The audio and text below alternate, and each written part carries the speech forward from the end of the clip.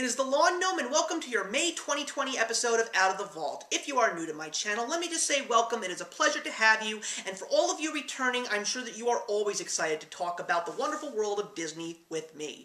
So today, we're going to be talking about a very important film from the library of Studio Ghibli. It was actually the final film that was directed by Hayao Miyazaki until he decided to make one more film that is still in development today. And that is the 2013 film, the 19th film in the Studio Ghibli library, The Wind Rises. So this movie really was Hayao Miyazaki's passion project, because one of the things that was a passion for Hayao Miyazaki is airplanes. He loves airplanes to death. He loves the concept of flight, which is why you see it predominantly in all the films that he directs a great deal. But this movie was sort of a fantasy, fictional-driven biopic of a real person from Japan's legends, and that, of course, is Jiro Horikoshi. He is the famed airplane designer from Japan who actually designed planes that were used in World War II to bomb Pearl Harbor. Now, yeah, for Americans like me, that's not necessarily a good thing. For people that were part of the Allies, yeah, not a good thing. If you're a history person, you know what Japan was in the times of World War II. But one of the few things that makes this film so interesting is how the people of Japan were portrayed outside of the armed forces.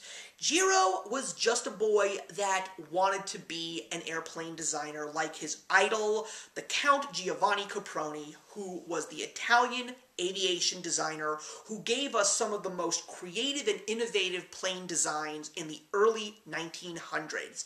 And in a vision when he was a child, Jiro met Count Caproni, and Caproni said to him, "You will be a great designer if you just follow your dreams. But also, one of the things that you need to remember is always design planes because you love designing planes." And that's what you get from Mr. Horikoshi throughout the entire film. You see him living his life during some of the toughest times in history, and that's another positive thing about this film. The fact that we get to see what Japan's life was like and how society was evolving and getting more modern. When you see Jiro in his earlier college years, you see a lot of the remnants of the feudal era, but you also see Japan trying to modernize itself, even though they are under times that were, unfortunately, because of the Great Depression, because that was something that took the world by storm, not just the United States.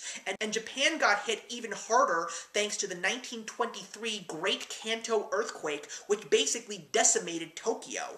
And that is also a very positive thing about this film. The animation is definitely some of the best that I've ever gotten from a Studio Ghibli film. It is bright, it is airy, it is wide open, and the way that the natural disaster of the earthquake is depicted in this film, and the fires, it's something out of a nightmare and a dream all at the same time. It is so artistic and gorgeous, and that's why this film is so great, because he mixes the fantasy elements that you've seen in films like My Neighbor Totoro and Kiki's Delivery Service and Spirited Away, but you get so much realism too. The chemistry between Jiro and his friend and his future fiancé and everyone else that he meets is definitely realistic, and you feel so much emotion and realism when you watch these characters doing their jobs and living their lives and, of course, following their dreams. And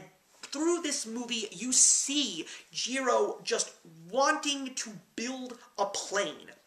You never see him wanting to bomb the Americans. You never see him trying to lash out. You just see a man that loves planes, wants to make planes, and wants to make them better than the ones that he sees. And that's what made him such an icon in Japanese history. The cast that was chosen to voice these characters in English was definitely a good grouping, including Joseph Gordon-Levitt, Mae Whitman, John Krasinski, and Emily Blunt. Probably the best person in this film was definitely voiced by Martin Short. He plays Jiro's boss, and he was so funny. I loved him. Also, William H. Macy voices a character as well, and it was definitely a great cast. Truly a heartwarming, uplifting, and true story. But if there's anything negative that I could say about this movie, it's really two things. I think the movie does run a little long, and I also don't really appreciate Joseph Gordon-Levitt's voice. I think he really made this character of Jiro very, very dull and lifeless sometimes, even though some of the things that he was doing throughout this film were quite vibrant and filled with life. The voice just didn't seem to match up with the character that I really wanted to get out of this movie. Also, it's beautifully scored. The score in this film is amazing. It moves the movie beautifully. And I also want to give a shout out to my friend Shay over at Shay Geeks Out, because she has been wanting me to review this movie for many, many years on this segment. So Shay, I give this one to you. It definitely is a good film. It's definitely one of the most different films in the Studio Ghibli library, and I'm also very happy to know that at the end of the day, Hayao Miyazaki fulfilled his dream to make a movie about something that he was truly passionate about. I'm going to be giving The Wind Rises 3 stars out of 4. I highly recommend that you see this movie, because I recommend that you see all of the Studio Ghibli films at least once in your life. You might love some, you might hate others, but all in all, each and every one of these is a gem that is unlike any other, and each and every one of these individual films truly stands out on their own. So that's it, everybody. Those are my thoughts on The Wind Rises. Please put your comments in the box below and let's discuss, and I will see you in the next one.